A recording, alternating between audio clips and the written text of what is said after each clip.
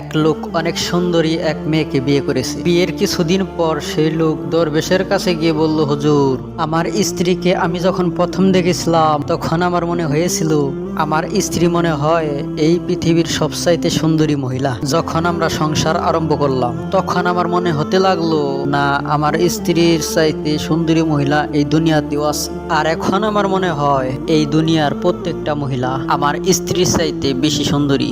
তখন হুজুর বলল, বাবা শোনো, তুমি যদি এই পৃথিবীর প্রত্যেকটা মহিলাকে বিয়ে করে ফেলো তখন দুনিয়ার সমস্ত সুন্দরী মহিলার চাইতে রাস্তার নেরিকুত্তাগুলোকে বেশি সুন্দরী মনে হবে।